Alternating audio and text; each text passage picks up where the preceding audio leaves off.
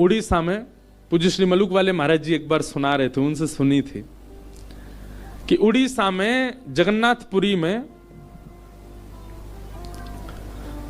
लक्ष्मी जी भ्रमण कर रही थी, जगन्नाथ भगवान की पत्नी लक्ष्मी, और पूरी क्षेत्र में भ्रमण करते करते उन्होंने देखा कि मैं किस पर कृपा करूं। तो सबसे पहले लक्ष्मी जी गई अर्चकों के पास, जो जगन्नाथ जी को उठाते, सुलाते, खिलाते, नहलाते, भोजन प्रसाद कराते। बोले ये अर्चक हैं, पहले अर्चकों को देखें, इनके यहाँ किसी परिवार में अगर हमको कृपा करनी हो तो लक्ष्मी जी सब अर्चकों के घर में गई। देखा महाराज सूर्य उदय हो गया, ये तो अभी सो ही रहे हैं, ना आचार विचार शुद्ध, ना खान पान की शुद्धि। एक बात तो है बंधुओं, अत्यंत सामीप्य में दोष तो होता है। जब किसी वस्तु का बहुत सामीप्य मिल जाता है ना कभी उसकी वैल्यू समझ में नहीं आती हमको। ये हम अपने ऊपर भी कह रहे हैं, हम भी लाल जी के बहुत समीप रहते हैं ना, तो कभी कभी ऐसा होता है कि कहीं पर अव्यवस्था होती है, कहीं कथा में गए वहां थोड़ी सी अव्यवस्था है, लाल जी के अनुकूल नहीं है। जैसे कि लाल जी को देसी गैया का दूध ही आता है, जर्सी का नहीं आएगा, बाजार का नहीं आएगा। पर कई जगह ऐसे लोग हैं कथा कराने वाले, वो नहीं करते व्यवस्था, या व्यवस्था वहां कई बार होती भी नहीं। तो फिर लाल जी को हम कहते हैं, लाल जी अब यहां तो कछु दना जो है का, आप बिना दूध के रहो। जबकि होना क्या चाहिए, चाहे जो हो जाए, चाहे 20 किलोमीटर दूर से आए, लाल जी के लिए दूध आना चाहिए, बिना दूध के नहीं रहते वो। लेकिन हम ठाकुर जी को ऐसे कह देते हैं, कोई बात नहीं ठाकुर जी, यहां दूध नहीं मिल रहा, 7 दिन बाद कहीं और जाएंगे, वहां तो दूध आएगा आपके लिए। अब ये अत्यंत सामीप्य, इसलिए हम ठाकुर जी से निवेदन कर रहे हैं कि आप काम चला लो।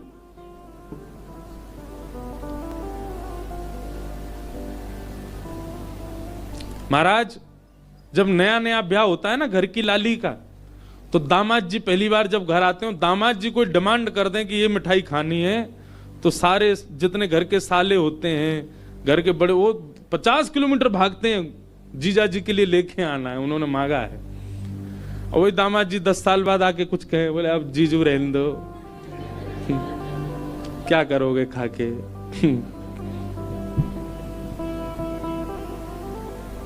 या फिर पहले ही फोन कर देते हैं, आप आएंगे, वो रास्ते में ही पड़ेगी, दुकान खुद ही लिया ना। अत्यंत सामीप्य के बाद में कहीं ना कहीं हमारा भाव जो है वो धीरे धीरे घटने लग जाता है। कभी कभी मैं आपसे भी निवेदन करूं, ठाकुर जी से भी विरह मांगो। हे नाथ, कहीं मैं आपके बहुत समीप ना आ जाऊं, बहुत समीप आकर के कहीं मैं आपके प्रति मेरा भाव कम ना हो जाए। तो लक्ष्मी जी ने देखा महाराज सबरे पुजारी, अर्चक, साधक लेट लेट तक सो रहे हैं, ना आचार विचार शुद्ध, ना खान पान की शुद्धि, ना वस्त्रादि धुले हुए, एक ही वस्त्र हैं, 5-5 दिन तक उन्हीं को पहनने हैं। लक्ष्मी जी बोली ये मेरे रहने लायक स्थान नहीं है, इसको यहां नहीं आऊंगी मैं। और तभी लक्ष्मी जी ने आगे जाकर के देखा कि वह परिवार जिनको झाड़ू लगाने की सेवा थी, नाली आदि साफ करने की सेवा थी, जिनको मंदिर में प्रवेश तक नहीं करने दिया जाता, उनके घर में गोबर का चौका, सब ब्रह्म मुहूर्त में उठ गए हैं, तुलसी जी को जल दे रहे हैं, घर में बिल्कुल शुद्ध भोजन बन रहा है, आचार विचार की शुद्धि, हाथ स्वच्छ हैं, पैर बच, जन्म से उनकी जाति कहीं ऊंची नहीं है, लेकिन बाकी सब कुछ उनका स्वस्थ था, बिल्कुल शुद्ध था।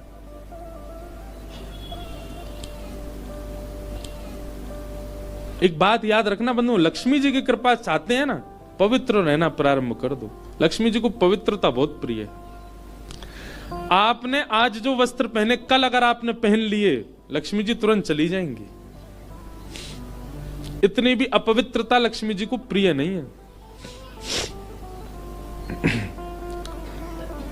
लक्ष्मी जी बोली ये अच्छी है, इसके यहां मैं जाऊंगी। लक्ष्मी जी प्रत्यक्ष प्रकट हो गई उनके घर में जाकर के। अब वे तो बेचारे छोटे मोटे लोग, बेचारे ज्यादा धनवान तो थे नहीं। उन्होंने जब देखा कि अत्यंत गहने पहन रखे हैं, ऐसी मधुर सुगंधी आ रही है, रूप देख करके नेत्रों के पलक नहीं झपके जा रहे, सबने दंडवत प्रणाम किया। बोले आपका परिचय? बोले हम जगन्नाथ जी की गृहिणी हैं, साक्षात लक्ष्मी। वे सब घर के लोग, अरे हमारे घर का तो जल भी आपके स्पर्श योग्य नहीं है, हम तो ऐसे लोग हैं, हम तो नीचे लोग हैं। ये लक्ष्मी जी बोली ये सब बात नहीं करो, हम लोग ठाकुर जी ये सब विचार नहीं करते। तुम्हारा आचरण देखो कितना शुद्ध, तुम्हारे व्यवहार कितना शुद्ध, तुम्हारी बुद्धि कितनी शुद्ध है। और सुनो, चौकी लगाओ, जो भी घर में बना है प्रत्यक्ष थाल में पधराओ, हम तुम्हारे यहां प्रसाद पा करके जाएंगे। पूरा घर भाव विवल हो गया, सबके नेत्रों में आंसू, साक्षात लक्ष्मी जी आई हैं। सबने पवाया। लक्ष्मी जी प्रेम से प्रसाद पा रही थी, तभी जगन्नाथ जी के बगल में ही विराजती हैं सुभद्रा जी, सुभद्रा जी के बगल में विराजते हैं श्री बलराम जी। बलराम जी भ्रमण कर रहे थे पुरी में, भ्रमण करते करते वो घर घरों में झांक के देख रहे थे क्या हो रहा है। जैसे ही उस घर में झांक के देखा तो श्री लक्ष्मी जी प्रसाद पा रहे हैं। बलराम जी बोले राम राम राम राम राम राम, ये झाड़ू पोंछा बर्तन करने वाले लोग, इनके यहां पर चले जाओ, इन पे कृपा करो। पर भैया इनके यहां तो भक्ष भी बनता होगा, मांस भी बनता होगा, और ये लक्ष्मी जी यहां बैठ करके प्रसाद पा रही, हमारी घर की बेटी, हमारी घर की बहू, बिल्कुल आचार विचार की शुद्धि नहीं रखी। नाक फूल गई। परिवार में 2-3 लोग ऐसे होते हैं उनकी नाक बहुत जल्दी फूल जाती है। पहले तो जेठ जी, दूसरी ननद जी, तीसरे फूफा जी हैं? इनकी नाक बहुत जल्दी फूल जाती है। ये हम यहां पे अगर कोई बैठे हो, जेठ जी, ननद जी, फूफा जी, बुरा नहीं मानना, आपके भी जेठ ननद फूफा होंगे, उनकी भी देखना नाक फूली रहती। बलराम जी की नाक फूल गई। महाराज आकर के कुछ बोले तो नहीं, मंदिर में आके बैठ गए। जगन्नाथपुरी में जो भात बनता है ना, इसीलिए जगन्नाथपुरी में एकादशी नियम नहीं है। क्यों? क्योंकि वहां जो भात निर्मित होता है, ऐसा मान्यता है कि वो लक्ष्मी स्वयं अपने हाथ से बनाती। जगन्नाथपुरी के रसोई घर में जितने भी हमारे अर्चक लगते हैं, प्रसाद बनाने वाले, उन सबको मानसी भाव से ऐसी भावना रखनी पड़ती है कि हम जगन्नाथ जी की गृहिणी लक्ष्मी हैं, तभी वो भात निर्मित करके ठाकुर जी को पधरा सकते, नहीं तो ठाकुर जी भोग नहीं लगाते। इसीलिए जगन्नाथपुरी में एकादशी का भाव नहीं। क्यों? एकादशी के दिन अन्न में पाप का निवास होता है, और लक्ष्मी जिस अन्न को छू दे उसमें पाप कैसे आ सकता है? इसलिए एकादशी के दिन तो स्कंद पुराण में कहते हैं आकंठ पाना चाहिए, मतलब जितना रोज पाते हो उससे दुगना पाना चाहिए एकादशी वाले दिन जगन्नाथपुरी में, क्योंकि लक्ष्मी जी ने बनाया है। तो लक्ष्मी जी प्रसाद बनाती हैं। जैसे ही भोग रखा गया जगन्नाथ जी के आगे, बलभद्र सुभद्रा जी तुरंत हाथ पांव धो के बैठ गए। बलराम जी अपने सिंहासन से ही नहीं उठे, नाक फुला के बैठे हैं। जगन्नाथ जी बोले भैया आ जाओ, भोग आए गए, हमें नहीं पाना, तुम लोग पाओ। क्यों, क्या हो गया? अब क्या बोले, अब तो सब आचार विचार सब खत्म हो चुका है। परमात्मा होते हुए भी हमारे यहां आचार विचार नहीं चल रहा है, तो फिर इंसान क्या आचार विचार का पालन करेगा? जगन्नाथ जी बोले भाई कोई बात पर बुरा मान गए जे, तो इनसे बात करें। जगन्नाथ जी गए, भैया कहा भयो, आप इतने उदास क्यों, इतने नाराज क्यों? सब बात बताई बलराम जी ने। बोले लक्ष्मी जी आज सुबह सुबह एक ऐसे के घर में गई और वहां जाके प्रसाद पा रही थी, बिल्कुल विचार नहीं किया कहां शुद्धता कहां अपवित्रता। हम तो इनके हाथ का बना भोजन नहीं करेंगे। अब जगन्नाथ जी बड़ी दुविधा में पड़ गए। यदि पाऊं तो भैया नाराज बैठे, भैया कहेंगे मैं नाराज हूं, इससे को कोई फर्क नहीं पड़ा है, फिर भी पा रहा है। और नहीं पाऊं तो लक्ष्मी जी टेढ़ी टेढ़ी देख रही हैं कि मैंने बनाया, ये पा क्यों नहीं रहे। जगन्नाथ जी बोले लक्ष्मी जी को तो मना लिया जाएगा बाद में, पर ये नहीं माने ना, ये तो शेषनाग हैं, इनको ज्यादा ही क्रोध आ गया तो जोर से सिर हिला देंगे, प्रलय और हो जाएगा। जगन्नाथ जी ने लक्ष्मी जी से कहा देखो भैया नहीं पा रहे तो हम भी नहीं पाएंगे। लक्ष्मी जी बोले कोई बात नहीं। एक दिन नहीं पाया, दूसरे दिन फिर लक्ष्मी जी ने बनाया, फिर नहीं पाया। तीसरे दिन फिर लक्ष्मी जी ने प्रसाद पधराया, फिर नहीं पाया। तो लक्ष्मी जी बोली, भाई कोई बात है तो हमसे बोलो सीधे, ये प्रसाद रोज छोड़ देना, ये कैसा तरीका है आपका नाराज होने का? कहीं बलराम जी बोलते हुए सुन लिए लक्ष्मी जी ने कि भाई इनके हाथ का बना हम नहीं पाएंगे।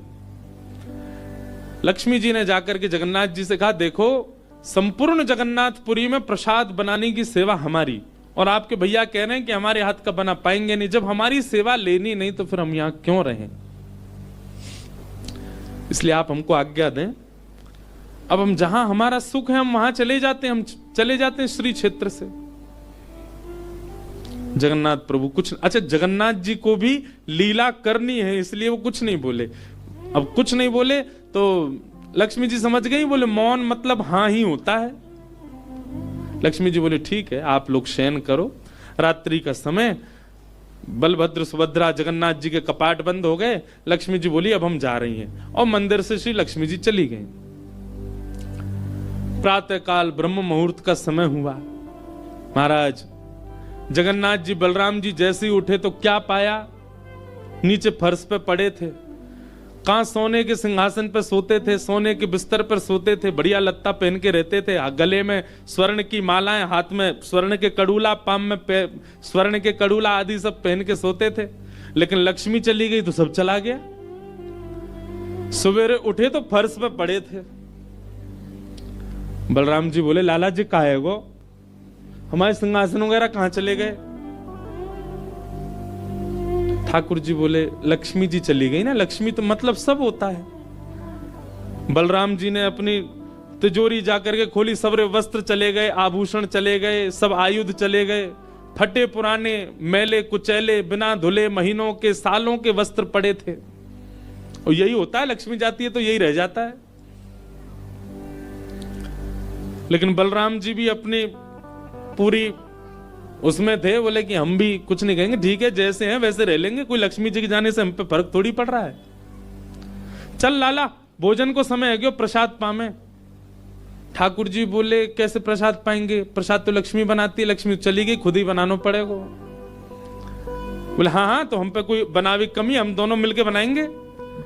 कृष्ण बलराम दोनों गए रसोई घर में, जाकर के देखा तो महाराज वहां से अन्न दाल चावल सब चले गए, क्यों सब लक्ष्मी से ही आते हैं। कहां तक कहें, चूल्हा जलाने की लकड़ी भी नहीं बची, वो भी लक्ष्मी से ही आती है। लक्ष्मी गई और सारी श्री लेकर के चली गई अपने साथ। एक दिन दो दिन, अब तो दर्शनार्थी आने बंद हो गए, क्यों? मंदिर की श्री भी चली गई। जगन्नाथ जी और बलराम जी चुपचाप बैठे हैं अपने सिंहासन पर, भूखे प्यासे बेचारे, आंख बाहर निकल आई।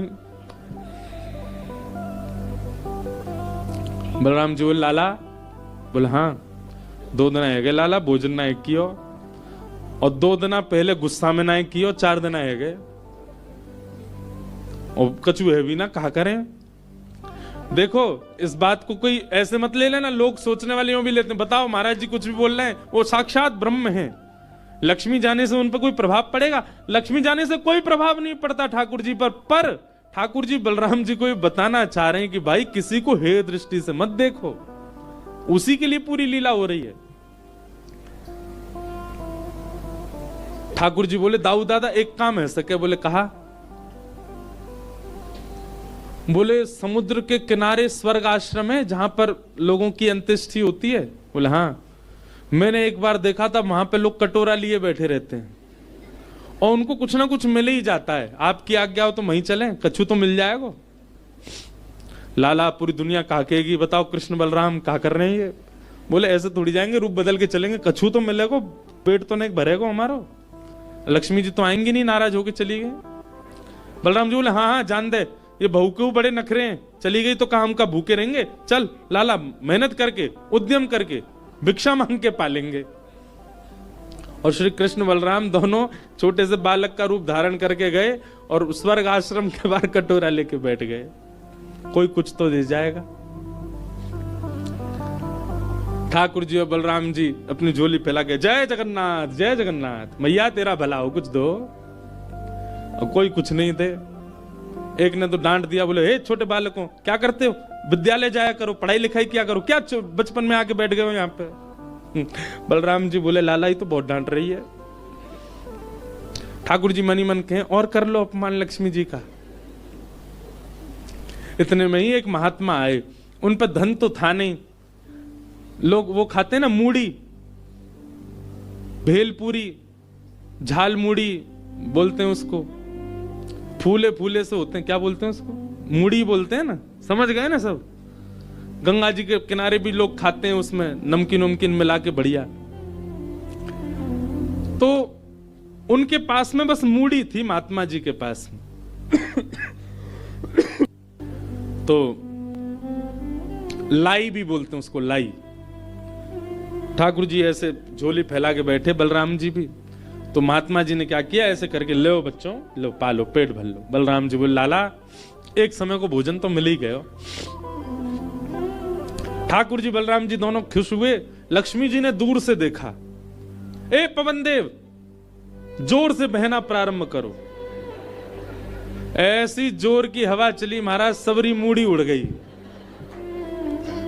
बलराम जी और ठाकुर जी पीछे पीछे भागे, मूढ़ी सबरी उड़ गई।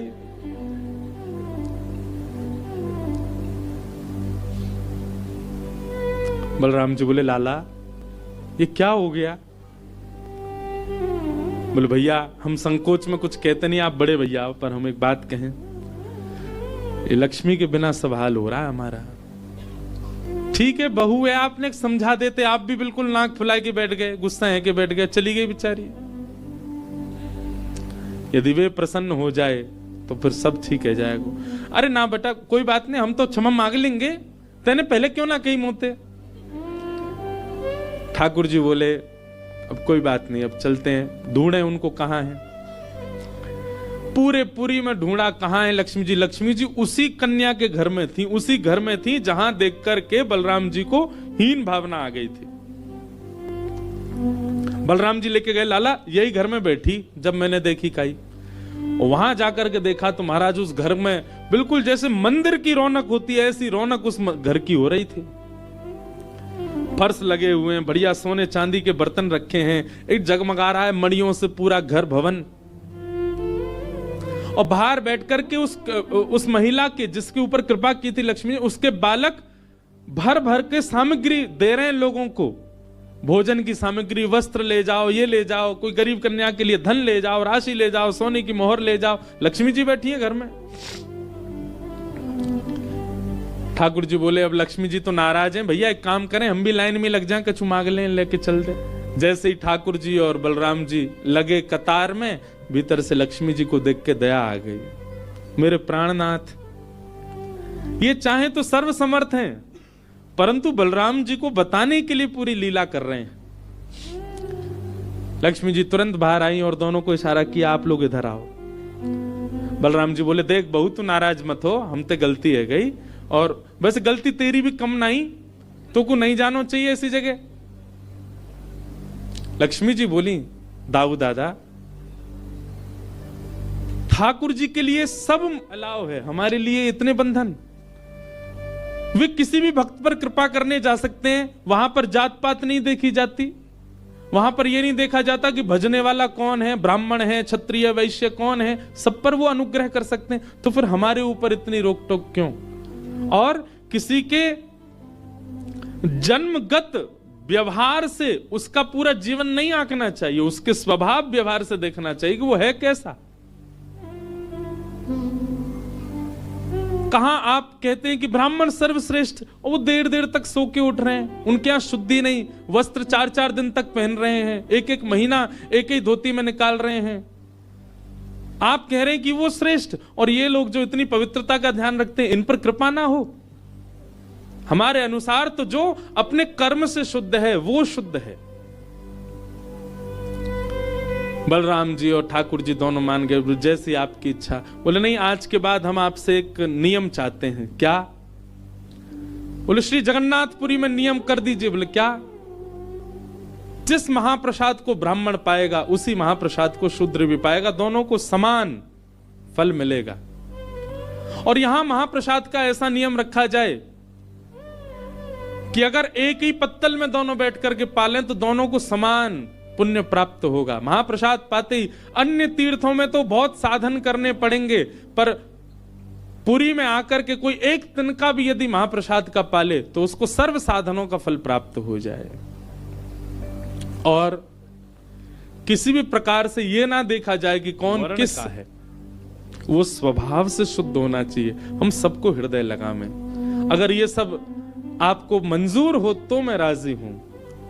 राजी हुए और तब से श्री जगन्नाथपुरी में ये सब नियम नष्ट कर दिए गए। महाप्रभु जी सबके लिए सुलभ हो गए। कहां तक कहें, जब ठाकुर जी बीमार होते हैं ना, तो ठाकुर जी की सेवा ब्राह्मण नहीं करते, अन्य वर्गों की ही सेवा होती है श्री ठाकुर जी की। वे ही ठाकुर जी को अंतरंग भाव से सेवा करते हैं, उन्हीं से ही ठाकुर जी प्रसन्न होते हैं। तो व्यक्ति का व्यवहार, स्वभाव, उसकी विचारधारा वो उच्च होनी चाहिए। वो जन्म से कौन है इससे फर्क नहीं पड़ता। सनातनी परंपरा है, परंपरा का निर्वहन होना चाहिए, परंपरा का पालन होना चाहिए, परंतु हे दृष्टि के साथ ठाकुर जी नहीं रखते तो हम क्यों रखें।